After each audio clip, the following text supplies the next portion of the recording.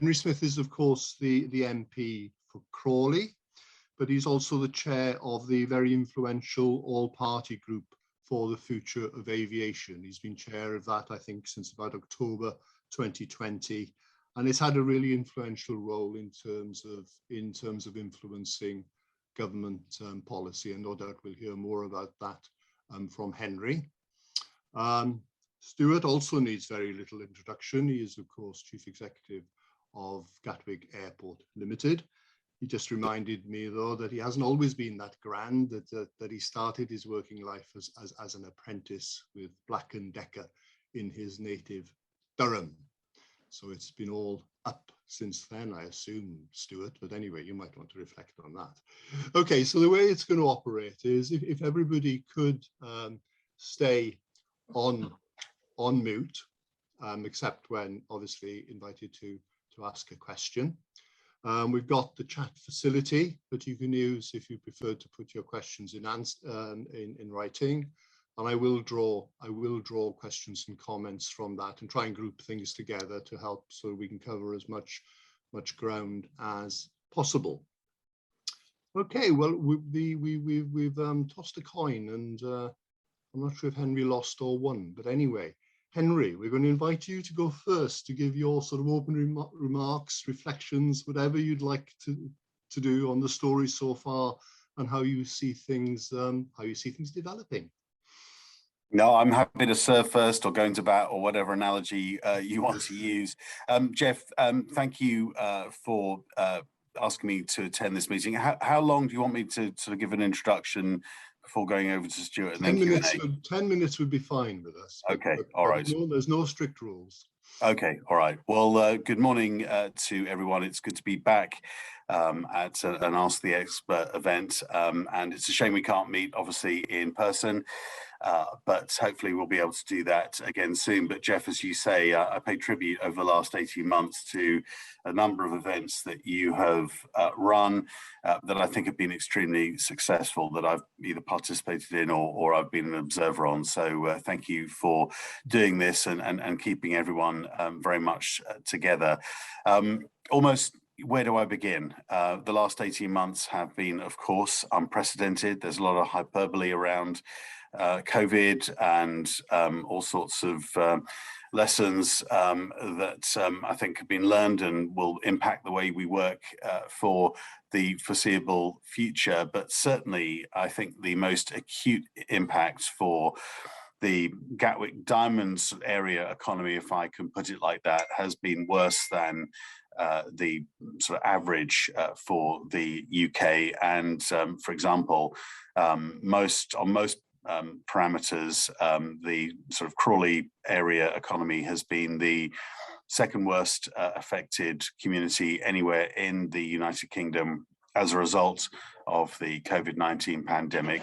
Ironically, where in the past the Gatwick economy has weathered recessions very well because of the sort of buoyant effect of Gatwick Airport on the local economy, the unique nature of people not being able to travel, of course, has meant that it's had a particularly acute negative effect on the local economy. And that's why I think we see, even though unemployment rates are not as high as perhaps I would have feared a year or so ago, we do see local unemployment rates tracking at about 1.5 percentage points above the UK average in this area.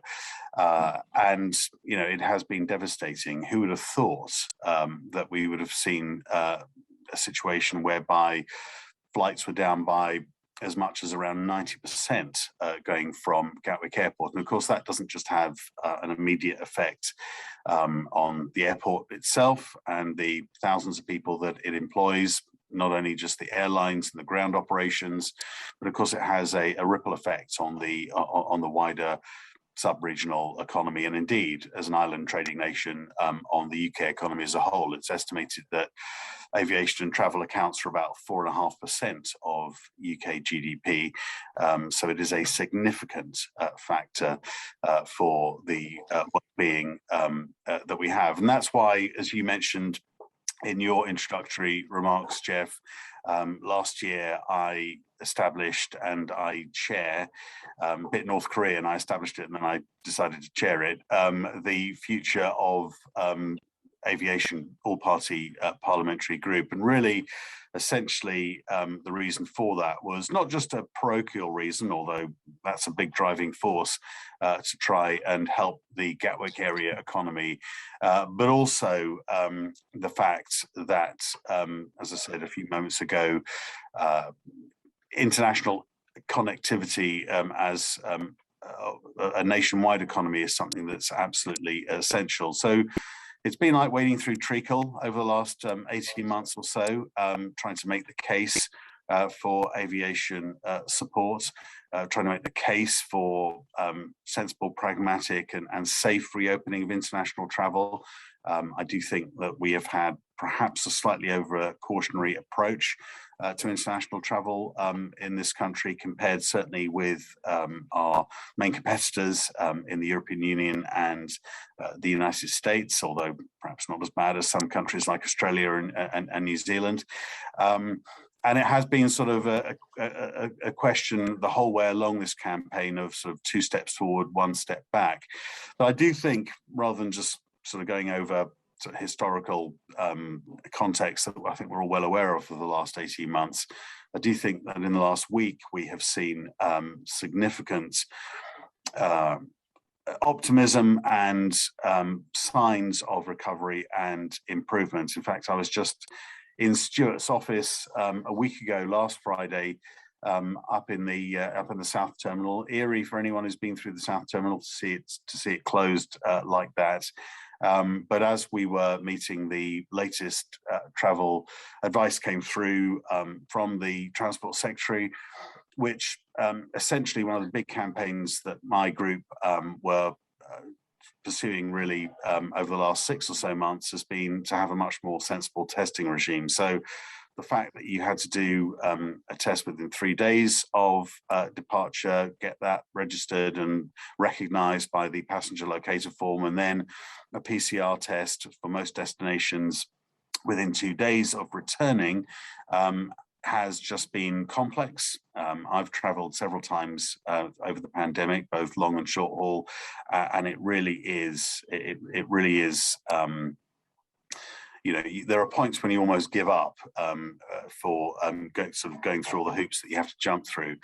But also, it's not just complex; it's also very expensive. So, unless you're absolutely needing to travel, you know, most people haven't under that system because of not only the complexity but the sheer cost of testing as well. So that the announcement that we had last week, which no doubt everyone's familiar with, is that there'll only be a much more straightforward, less expensive lateral flow test within 2 days of returning for those who are fully vaccinated. And of course, that accounts for most of the population and doesn't include people under 18 who are considered to be fully vaccinated as well.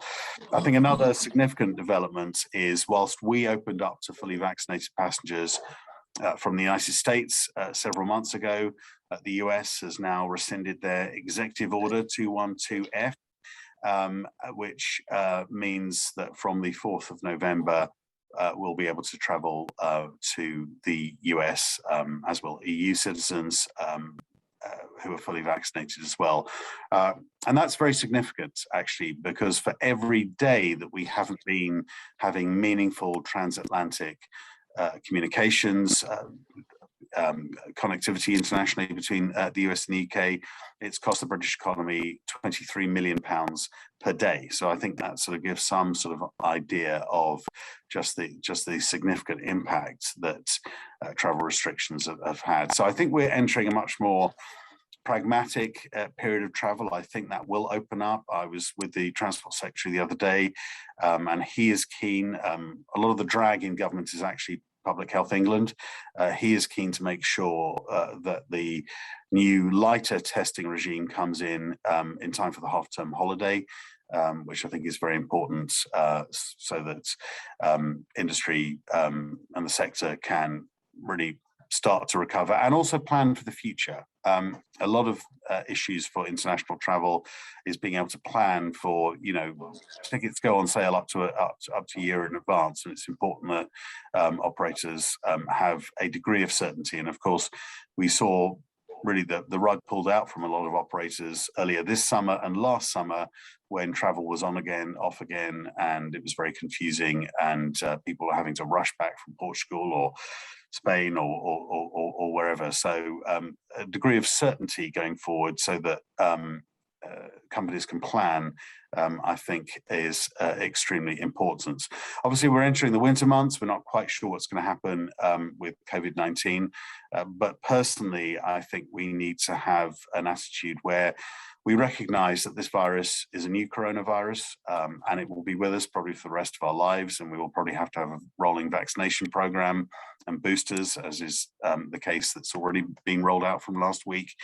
And we will have to live with that, with the associated risks that there are, because, you know, my argument is we can't keep an economy restricted and closed down to the levels that we've seen, certainly over the last 18 months.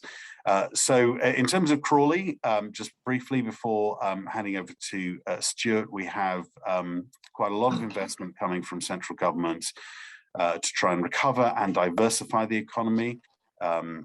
There's something called the Towns Fund, which actually predates COVID, but has been sort of slightly supercharged because of the unique challenges that a community, an aviation-based community like Crawley has.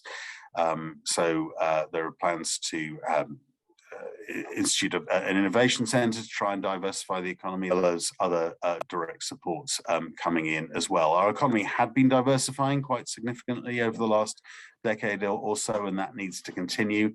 But I think we need to see that as the very nature of the way we operate, and employment patterns going forward will be constituted. I think we're actually in a very good place, I think, to take opportunity from the challenges that we've been presented. But I've probably gone on for far too long. I'm very happy, obviously, after Stewart, to attempt to answer any questions that members have. So thank you again for having me this morning, and I look forward to those questions shortly. Henry, that's great. Thank you for that. I won't ask any questions now, because I think we should hear from Stewart first, and then open up for discussion and questions. So Stewart, straight over to you. I know you have a few slides, and your colleague Richard, I think, is going to share them with us. That's great. Thanks, Jeff, and Henry. Very nice to see you this morning as well. I'll maybe say a few words, Henry, about the particular support that you've been giving, not only myself but the entire team at the airport over the last period, as I go through the presentation, because it really has been standout support from our local MP, which we're all very grateful for. Jeff, to you and your team, I know members of your team are on this call, including some of your apprentices.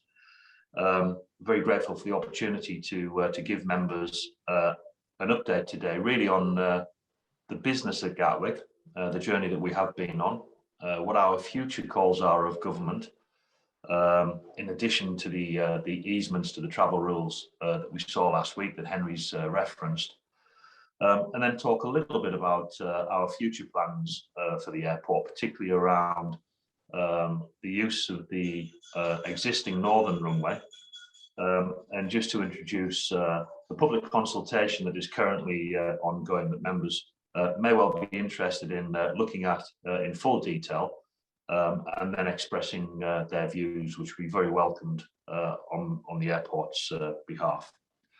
So Richie's going to help you with these slides. So let's take a look at the Gatwick business update, as it were.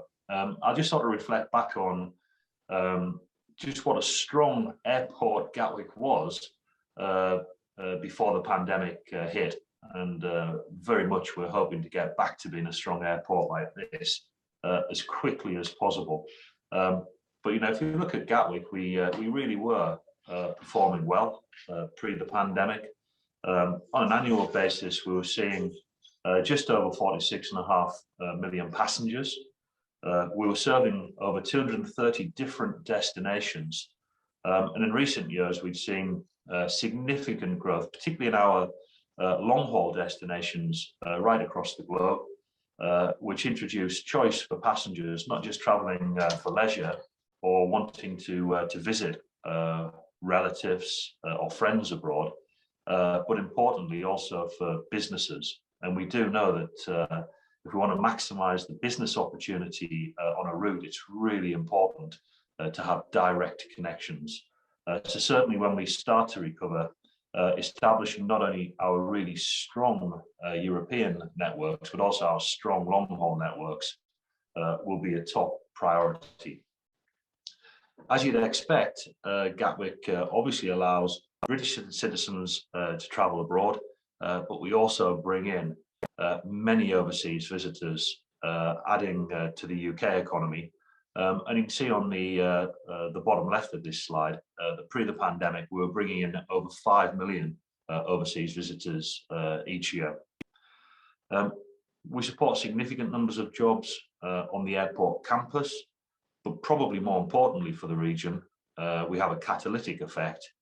And if we look right across the UK, pre the pandemic, Gatwick was supporting up to 135,000 jobs and contributing significantly to the UK economy, around about £8.3 billion each year. So that sort of gives you a snapshot of Gatwick in its former glory. On the next slide, we then very starkly show you a chart of passenger volumes. So you can see here you've got the months along the x-axis, and then on the y-axis, in millions of passengers, you've got the monthly volume. So at the left of this chart, you can see that in the final few months of 2019 and for January and February as well, Gatwick was essentially tracking as business as normal, pretty much at record-breaking levels of passenger volumes, which had been the case for many years actually before the pandemic. In March, you can see as the travel restrictions started to hit, as we all became aware of the grip of the pandemic globally, that we started to see quite some divergence on the volumes of March the previous year. Really significant slowing down. But by April, our volumes were practically tending towards zero. There was a little bit of hope last summer, perhaps some naive hope with the benefit of hindsight, looking in the rear view mirror, when we had some of those green channels open up over the summer months. And then, of course, I don't think any of us will ever forget, I think it was January the 4th of this year, when immediately after the festive period, the national lockdowns came back into effect.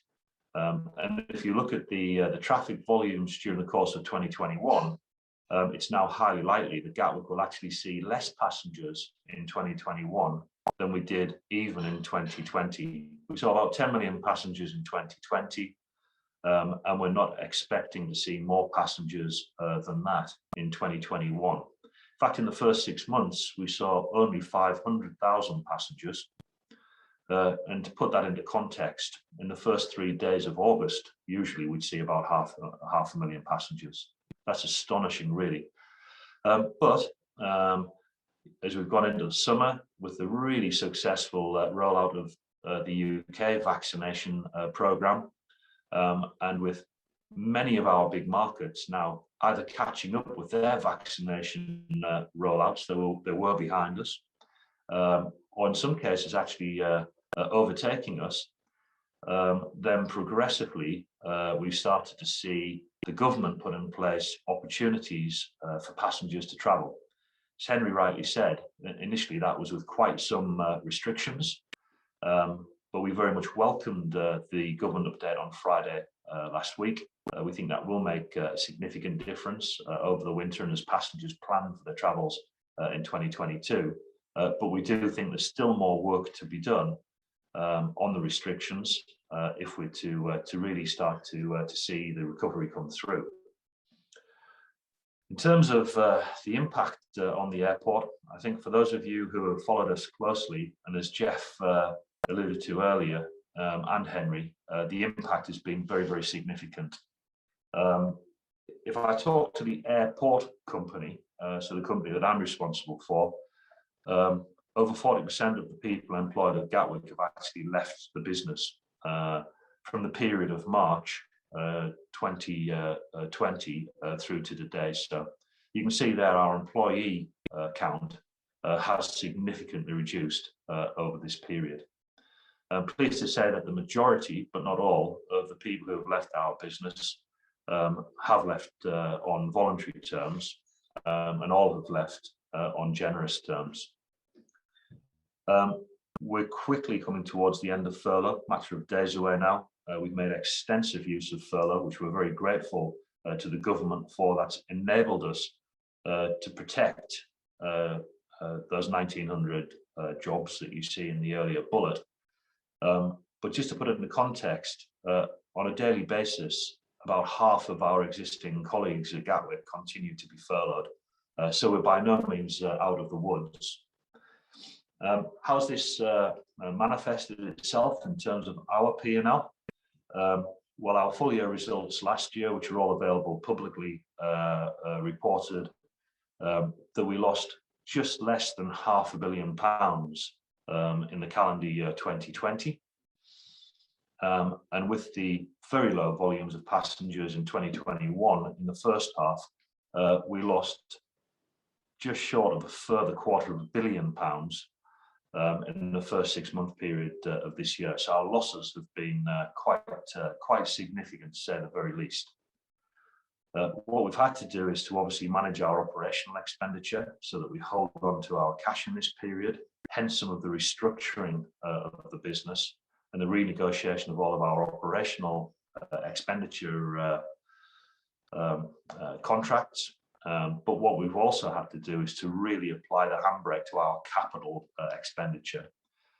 So if I look at across the period of 2020, 2021 and 2022, our latest estimate of the amount of CapEx that will not happen in that period that was previously planned is over £500 million. Of course, that's big spend that would ordinarily result in many jobs right across the Gatwick Diamond. So that's very regrettable. We're certainly looking forward to getting the CapEx programme back up and running again in anger as passenger volumes start to recover. And I think, as you said, Henry, one of the other things for those people who have been to the airport is really just how stark it is, particularly when you're in the South Terminal, and it hits you that this enormous building that is normally so vibrant, full of passengers, has essentially been vacant now for well over a year. At the moment, we're operating just out of the North Terminal, and even within the North Terminal, we flexed the usage of the facilities in line with demand in order to minimise costs, but still providing good levels of service.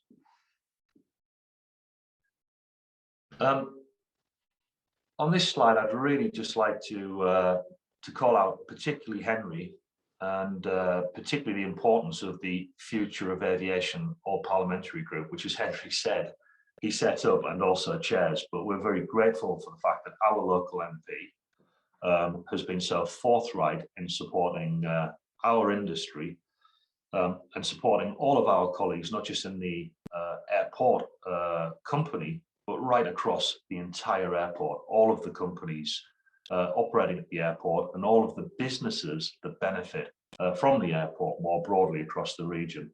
I really don't think that I could have asked any more of our local MP, and I'm very, very grateful for the significant continued support that Henry has shown and the leadership that he's shown in this area. So long may that continue as we hopefully now find ourselves back on the way to recovery. A number of our other local MPs as well have been very, very supportive, and of course a number either chair various different committees or in their own right are ministers. So we have been very active, and certainly they've been very inquisitive seeking our views on what needs to happen to get the sector back up and running again. But particularly Hugh Merriman has shown a very large degree of interest, as you would expect, given that he is the chair of the Transport Select Committee. So I think, broadly speaking, we've had very, very good support from all of our local MPs who have been working with us. We're very grateful for that. In terms of kick-starting the airport, as we now look forward, and as Henry said, you've got to have a lot of tenacity and bounce back ability. I mean, that's what we've discovered over the last 18 months when you're trying to get a business such as Gatwick back up and running again. Then whilst we welcome the easing of the travel rules last week, we simply now need to refocus and energize ourselves on what our new priorities are in the coming months. So when we look at the coming months, really our challenge is to look at what's happening elsewhere in Europe, where there are no requirements for day 2 or before testing. So whilst we welcome the introduction of the more affordable lateral flow tests, which are certainly quicker and easier to administer and give a quicker result, interestingly, many of our European neighbours aren't actually having that requirement at all. So I think Gatwick, along with Heathrow and Manchester Airports Group and some of the major airlines, would very much like to see, should the conditions permit from a health perspective, the requirement for the day 2 tests to fall away when the system is next reviewed, which we understand is towards the turn of the year. We also welcome the continual review of the red list countries in line with the evolving health situation. So hopefully more of those countries will open up too. Specific to Gatwick, and this is an area that myself and Henry have really spent quite some time considering, of course, is the use it or lose it slot regime at airports. This is particularly damaging to Gatwick, given that at the moment that regime is not in force. It's been waived by the UK government. And the reason it's so damaging to Gatwick is because we share so many of our airlines with our nearest neighbour and bigger airport, Heathrow. And what we've all seen during the pandemic is that with the use it or lose it slot regimes suspended, many of the airlines that we share with Heathrow, in fact, all of the airlines we share with Heathrow, have decided to consolidate into Heathrow. So that's had a very damaging effect upon Gatwick and upon our employment opportunities and upon our regional economy. And I really don't see that ceasing to be the case until the UK government puts back in place the use it or lose it regime, which will essentially persuade, or should persuade, many of the carriers we share with Heathrow to return to Gatwick, or at the very least to actually trade and sell their slots to other airlines who would very much welcome the opportunity to fly in and out of Gatwick. So I think our 2 priorities as we look forward in terms of asks of government, number 1 is when the testing regime is next reviewed, hopefully the elimination of the requirement for the day 2 testing. And secondly, a real Gatwick priority is to put back in place the slot utilisation rules, the use it or lose it rules, to persuade those shared carriers to come back to Gatwick. And that regime will be reviewed between now and the turn of the year. So we hopefully will see the UK government adopt the position that Europe has already adopted by putting those use it or lose it rules back in place. I'll now move on and talk just a little bit about the Northern Runway project, and this is really nothing more than a brief introduction. All of the full materials, I would stress, are available on our website, and I'll sort of introduce to members how you can go about accessing that as I go through these several slides. First of all, what is our Northern Runway? It's actually an existing runway, been at the airport for many years. And you can see it there right in the center of the photograph at the bottom of the slide in pink. It's adjacent to our main runway. Our main runway is a full-length runway. It's fully instrumented for landings. And our proposals that we're currently consultation, it's public consultation that will run until the 1st of December, is to bring into routine operation by 2029 the northern runway, which would add resilience and also capacity to the airport. This schematic is very, very simple, but if you look at the schematic diagram to the right of this slide, it really introduces the concept of how we would envisage using the runway system, so the main runway and the northern runway together.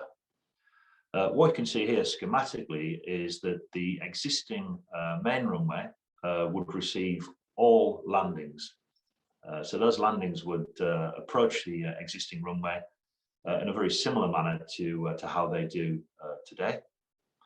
The reason that we have all landings onto the main runway is because we only intend to have the instruments on the main runway, the state-of-the-art equipment on the main runway to enable the planes to easily land.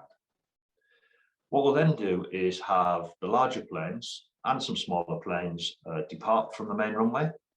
And then on the northern runway, we'll have only the smaller aircraft do departures only. So no landings on a routine basis onto the northern runway. And when we say smaller planes, we're talking here about particularly the Code C aircraft. So these are the sorts of aircraft that European airlines such as EasyJet and British Airways short haul and Ryanair and Norwegian would use. The sort of Airbus A320 family or the 737 family. So this is the principle of operation. And if we do this, and if we look forward to 2038, not only would that increase the resilience of the airfield, improving things like punctuality, and also minimizing taxi times from the terminals to the runways, but it also enable the airport to grow to around 75 million passengers. So that's the principle of the dual runway concept. Of course, as we do this, there will be capital expenditure, which will be very good for the local economy. And there'll be quite extensive works which will be carried out within our existing boundary on the land that we already own. I'll not go through all of these, but there'll be the realignment of the centre line of the northern runway and some of the realignments and new taxiways to be put in place. There'll be quite significant works done to the way in which water is managed on the site, as well as new pier facilities, extensions to the terminals, and new hotels and office facilities for passengers and businesses who want to trade at the airport, and additional car parking spaces. So that gives you a sense of the investment that will be made.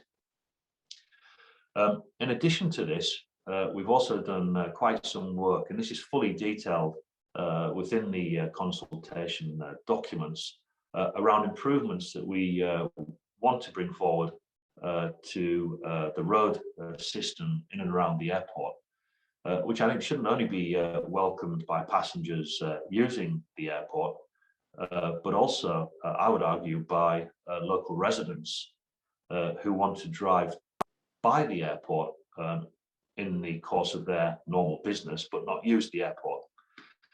So you can see here that there'll be improvements to the Longbridge roundabout. The North Terminal junction will be upgraded, as well as the South Terminal junction, and significant upgrades on the spur road leading to the M23, as well as modifications to the M23 junction to make it easier for passengers to exit and enter the M23.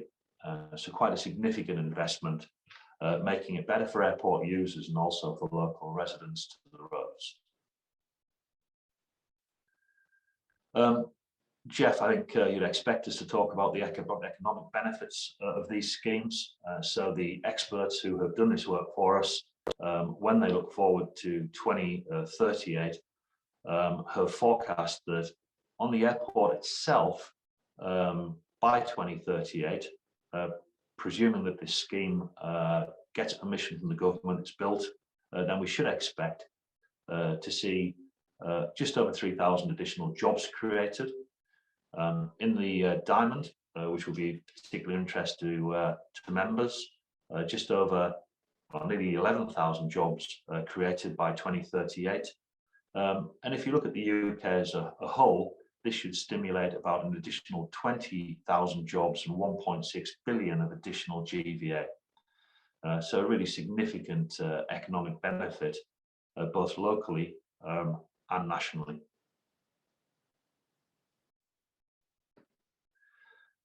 Let's turn to the exhibitions that are currently running as part of the consultation. I would very much encourage everybody on the call to make your opinion heard. You can see here the website that you can go to, gatwickairport.com/future plans. If you do go there, then this enables you to review our virtual exhibition with lots of information in there. And it also guides you how you can share your views. And obviously there will be a variety of views, but share your views, all of which we welcome and all of which will help to inform us as we go about making our submissions to the planning authorities, which we expect to do in the second half of next year. You know, the deadline to get your views in, should you wish, is 11:59 on the 1st of December. So very much we'd welcome people spending time to look at the information that we've provided and giving us your feedback. So Jeff, hopefully I didn't take up too much time. There's obviously a lot of ground to cover, but along with Henry, I'm very happy to take any questions, and thanks for the opportunity. You'd think by now I'd have got this sorted. Anyway, no, thanks. That was great. Thanks, Henry, and thanks, Stuart. We've got questions coming in through the chat. I'd like to start off with a comment, if I could, from CAGNY. As many of you know, CAGNY are the sort of environmental champions in terms of, you know, the impact of the airport, you know, noise and other sort of environmental impacts, if I could put it that way. And I think it's a comment, but I thought you might want to reflect on it, Stuart. It says, historically, airlines have always moved to Heathrow as the hub airport where slots are available. Gatwick is hardest hit by recessions as airlines do not see Gatwick as anything other than a leisure airport. You might want to, I just thought you might want to reflect on that. Well, I think obviously CAGNY are well known to myself and to the team at the airport, Jeff, and probably to many members on the call. But let's just look at the content of that. Generally speaking, there are very few slots available. At Heathrow, and very few slots available at Gatwick. In actual fact, over the last decade, both of the airports have become incredibly busy. But if I just sort of reflect on what has happened at Gatwick over the last 10 years, you know, we've grown the business from about 31 million passengers in 2010 to pre the pandemic, 46.5 million passengers. And as we did that, we invested over £2 billion in upgrading the facilities, making the airport easier to use for leisure passengers or passengers who want to visit friends and relatives overseas, but importantly also for business passengers. And by doing that, what that then enabled us to do was to not only put in very friendly business services for passengers who want to travel on business across Europe, but also to attract many long-haul flights right across the globe. So we've built our network pre-pandemic back into, for example, the likes of Canada, North America, which has always been very important to the business community in and around Gatwick. But we've also built a network through the Middle East, which has excellent connecting opportunities right across Southeast Asia, and also built new routes directly into many of the Southeast Asia economies. It'll be interesting to see how much of that remains when we actually do get back up and running with the slot utilisation rules. Virtually no airline has handed slots back at Gatwick, so I very much hope much of that will remain. But certainly members should rest assured we'll redouble our efforts to rebuild those very lucrative long-haul networks when we do get back up and running properly. Okay, thanks a lot, Stuart. Can I make a broad?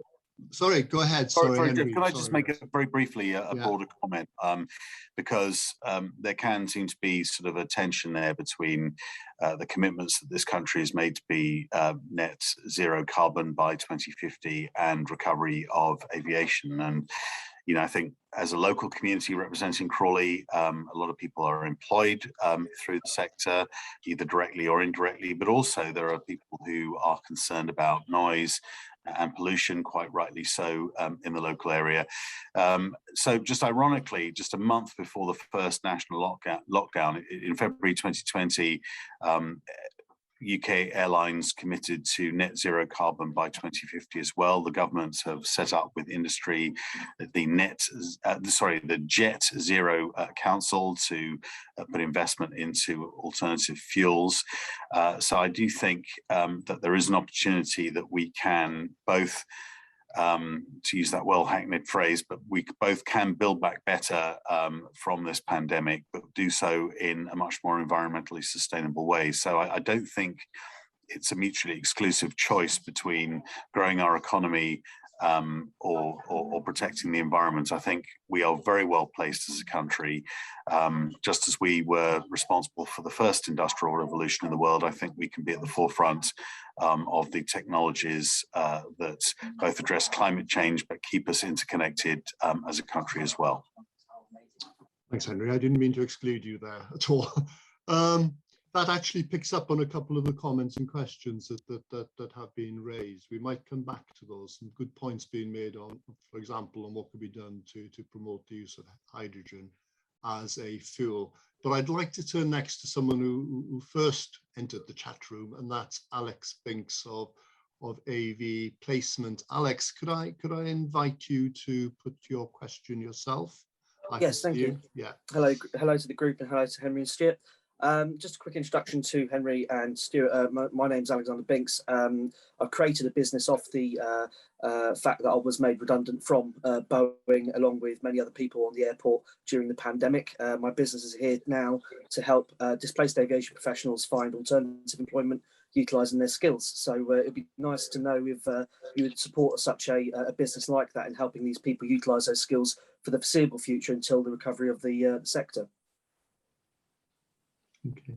Could I, before you comment on that, Stuart and Henry, could I just ask Jeff Downs, who's the chair of GDB's executive committee, because he has a sort of a related question. Jeff, would you like to just make your comment or ask your question? Yeah, good morning, everyone. Yeah, I was just wondering, I guess this is a question for Stuart. As the airport hopefully returns to growth, how much of a challenge recruitment is going to be? I'm thinking about the hospitality sector, where it seemed to be sort of caught by surprise in terms of suddenly having shortages, and of course other sectors as well, HGV drivers, etc., etc. I just wondered what your thoughts were on how much of a challenge that will be. Some of you, I think both Henry and Stuart might want to comment on, I think. Stuart, if you'd like to go first. I'm very happy to go first. First of all, Alexander, I'm very sorry to hear that the pandemic had such a personal impact on yourself. I'm also very motivated, actually, and inspired by the fact that by the sound of things, you've personally bounced back and you've tried to make good out of the situation that you found yourself in. So, from my point of view, power to your elbow on that, and also power to everybody else's elbow who find themselves in a similar situation. For myself and the Gatwick team, our 100% focus is, as soon as it is safe to do so, to actually do everything in our power to get the airport back up and running again. And we do believe in the airport I mean, we should be very proud of the airport and the role that it plays in the region. And very much we do hope that when we get the travel restrictions eased and the slot utilisation rules back in place, that we have a speedy recovery. And that being the case, then I'm sure businesses such as yours and other new startups as well will be able to benefit, as many other businesses have done for many years when the airport was strong, over a very long period of time. So absolutely, from a Gatwick perspective, I'm sure that not only the airport, but other businesses on the airport would welcome the opportunity to work with new startups over the coming months and years. Now, to this vexed issue of what changes have happened to the labour market in and around Crawley, Hawley, Horsham, these sorts of areas where many of the employees of the airport come from. This is something that absolutely is on my mind and the mind of the team who work for me, but also I know other leaders of other businesses on the airport. I think the truth of the matter is, whilst we can look at various different indicators, such as the number of people still on furlough, such as the number of people seeking job seekers allowance in the area, and the number of people who are out of work, and that maybe gives us some level of comfort that initially, at least, there'll be the opportunity to get people back to work and drive the recovery. When we try to forecast what can happen next year, our central forecast is we should be over 30 million passengers. That's astonishing compared to where we are today, and that could have very positive and immediate economic benefits to people who get their livelihoods directly or indirectly from the airport. But on the flip side, this year we've done less passengers than last year, which as we went into this year was virtually inconceivable.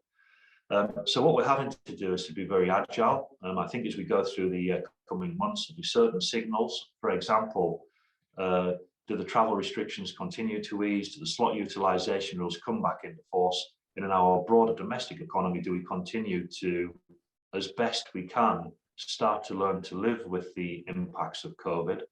And if we get those signals coming through, particularly the slot utilisation rules and the easing of travel restrictions, then I think we really will be testing that local job market. I think as we do that, we'll maybe start to see where some of the rocks are, as has been the case in other sectors of the economy. I think we're in for quite a challenging time over the next year or two as we start to find our feet again.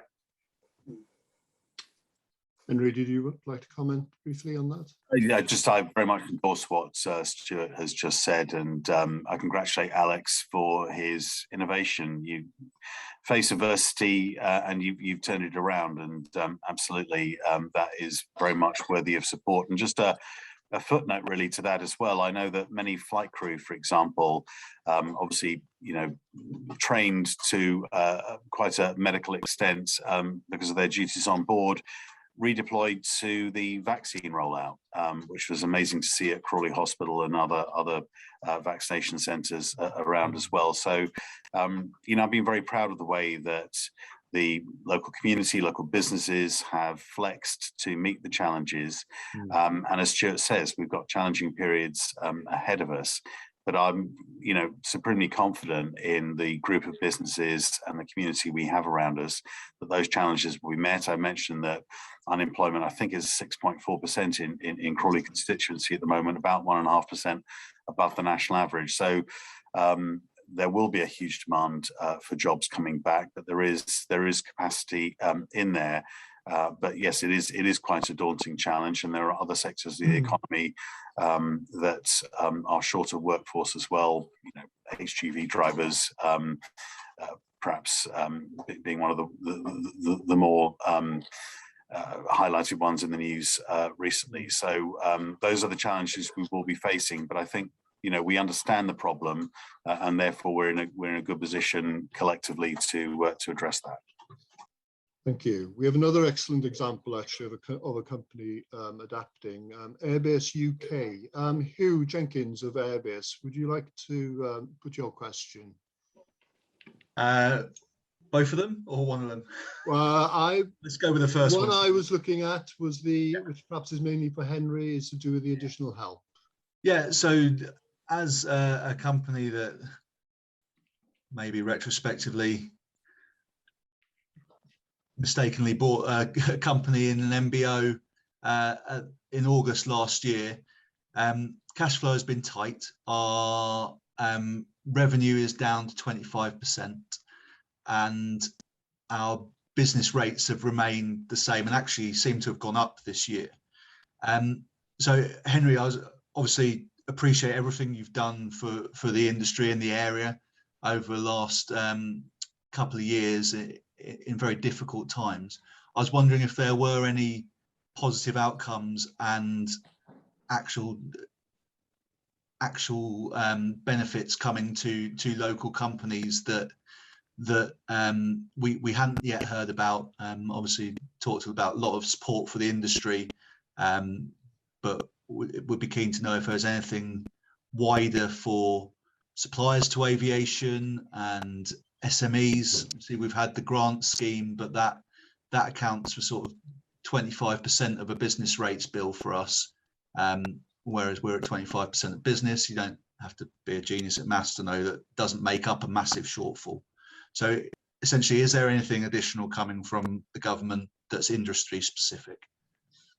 Well, I mean, obviously we had the initial response from the government to the crisis and the challenge of employment, people having to work from home or people being laid off. So obviously the coronavirus job retention scheme, the furlough was probably the biggest of those. As Stewart was saying, obviously that comes to an end in about a week's time. And quite a few different measures over the last 18 months in terms of business support, both loans and direct grants. There is a budget coming up next month where the Chancellor will be setting out sort of the next phase of support programs. I'm not necessarily cited on all of the detail of that, but there certainly are packages for recovery that I know are being worked on. Specific for the aviation sector, I mean, that's kind of where I've spent probably the vast majority of my time lobbying on behalf of over the last 18 months. And certainly I'm calling for businesses in that sector to have special recognition of the fact that whilst other sectors of the economy, including hospitality, has been able to recover earlier before a lot of the emergency measures like the furlough are switched off, aviation hasn't. And there is a lag for the aviation and travel sectors. So that does need that specific support. So that's very much sort of where my lobbying efforts have, and I suspect for the foreseeable future will be focused. Thank you. Thanks, Hugh, and thanks Henry. Stewart, could I ask you just to pick up very quickly, if you can, on 2 points. One is from Paul Samra of Moore Kingston Smith. Paul is asking when are you looking to reopen the South Terminal, and what are the big sort of recommissioning issues for you there? And the second one, not directly related, I'm sorry, is the role of freight for the airport through recovery. So let's try to deal with those quite quickly. In short, the South Terminal will open when we have confidence that the passenger demand is there to support the reopening of the South Terminal. If we were to do 30 million passengers next year, no doubt the South Terminal would be operational, and then it would just really be a matter of which month do we choose to open it. So, with our forecast, we'd expect to see the South Terminal opening at some point during the course of the lead up to the summer season of next year. It really sort of hinges around this point of travel restrictions easing, slot utilisation rules hopefully coming back into place, as is the case across Europe, and demand as a result of that determining that we need to have both of the facilities open.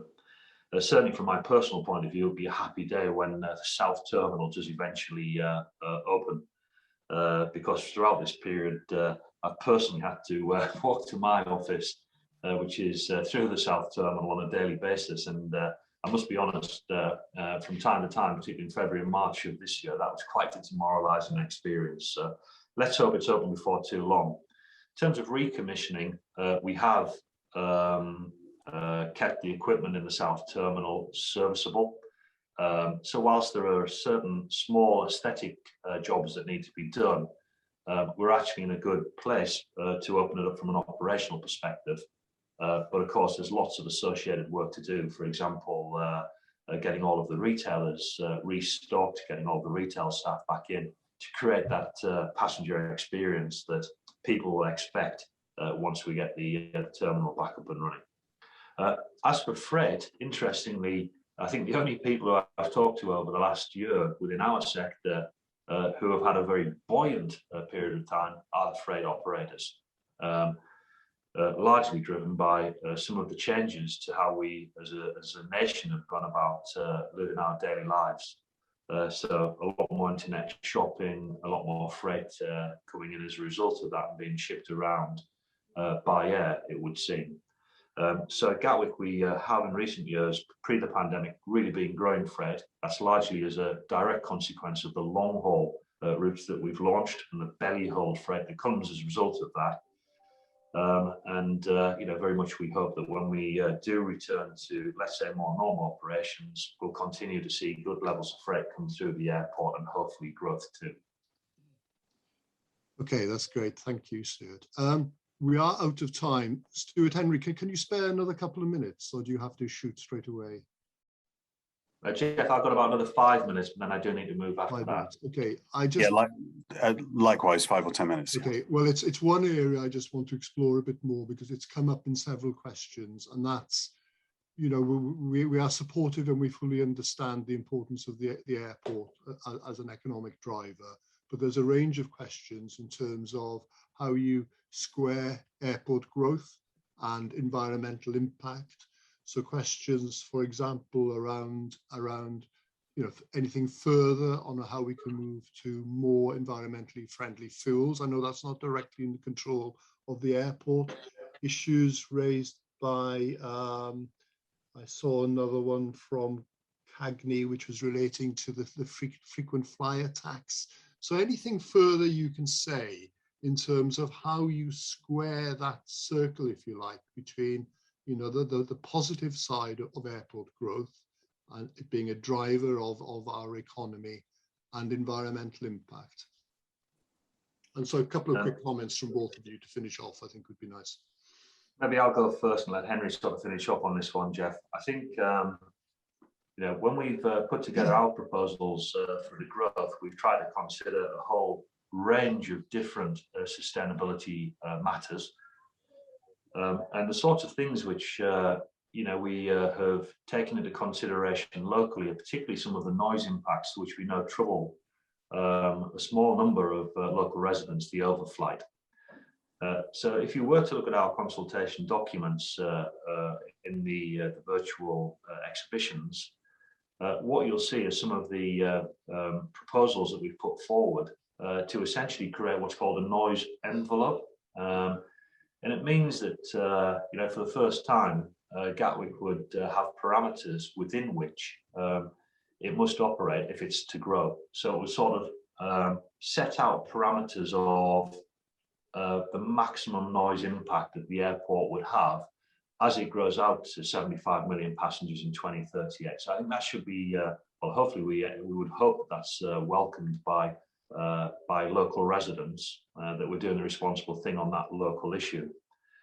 In terms of the broader sustainability agenda, over the last 10 years, we ran our first decade of change where we held ourselves to account publicly with targeted improvements right across, you know, energy usage, water usage, noise impacts, surface access, arrangements, encouraging people to use public transport to and from the airport.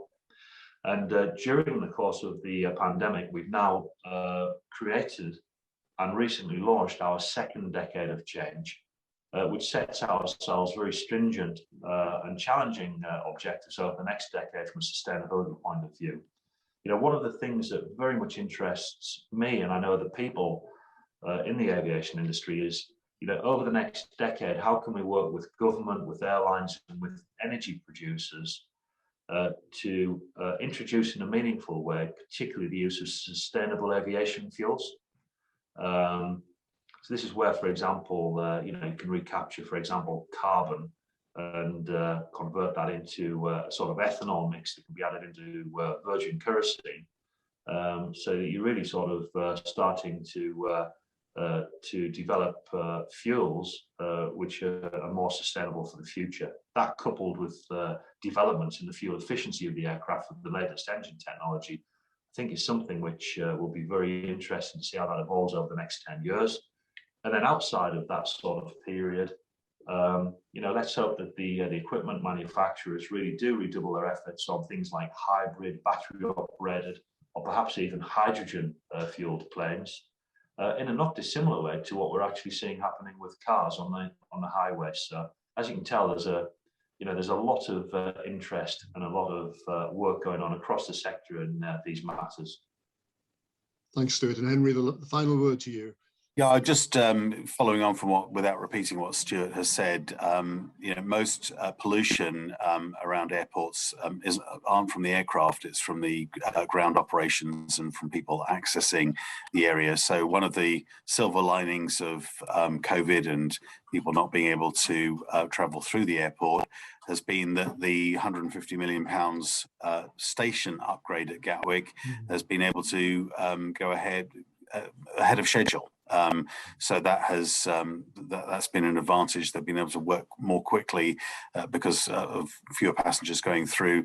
And obviously, if people can access the airport through more sustainable methods, then that's something that will help ground emissions as well. And it's those ground operations and taking the carbon out of those that I think is a significant impact.